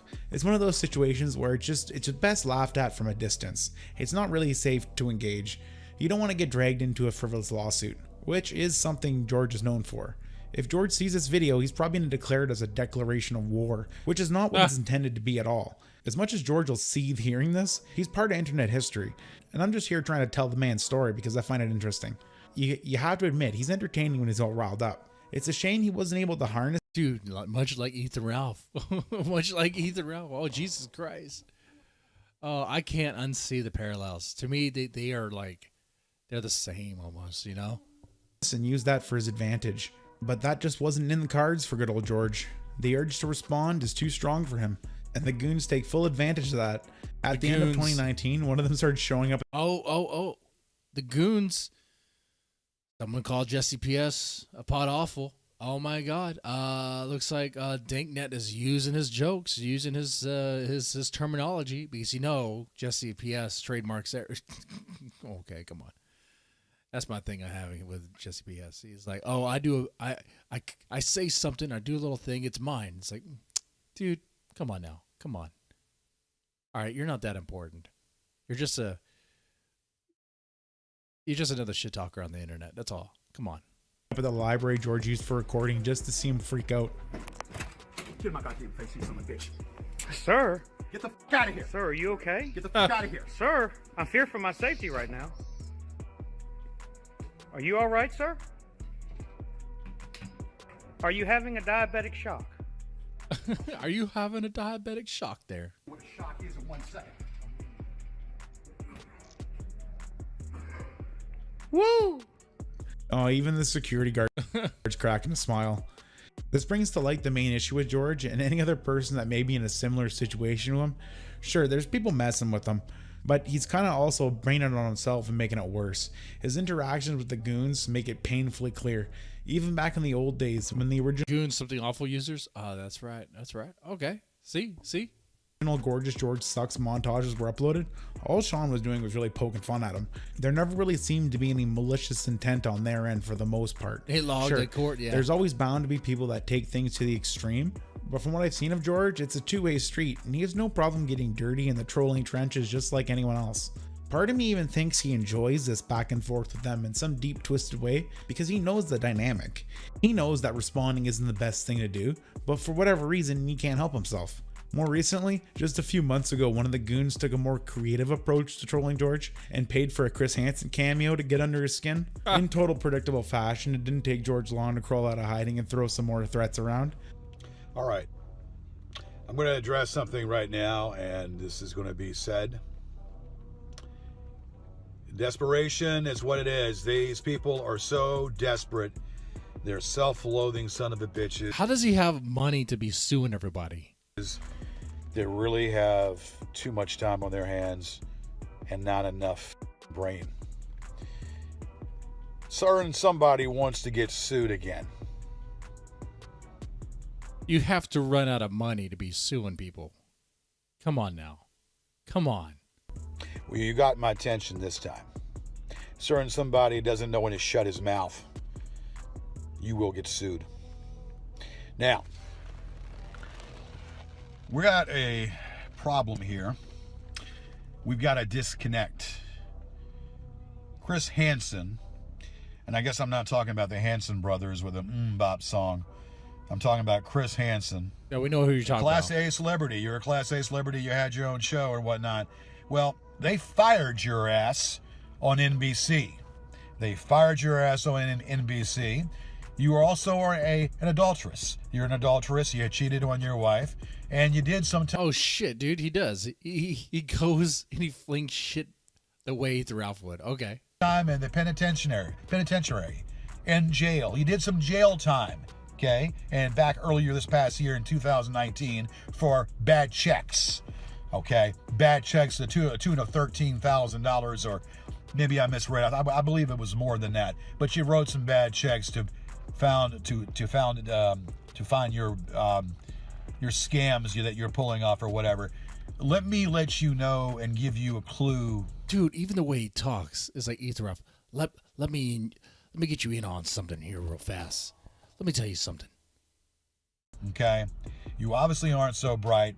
You're obviously desperate because you're going to take scraps from people that are criminals.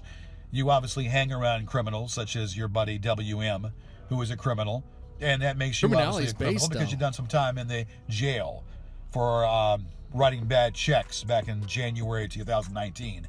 So your credibility, sir, about me lacks big time. Now you've opened up Pandora's box, and now you've opened up a door you don't want to open, but the damage is done. Chris Hansen, I'm going to show you what it's like to catch a predator, because guess what I'm going to do?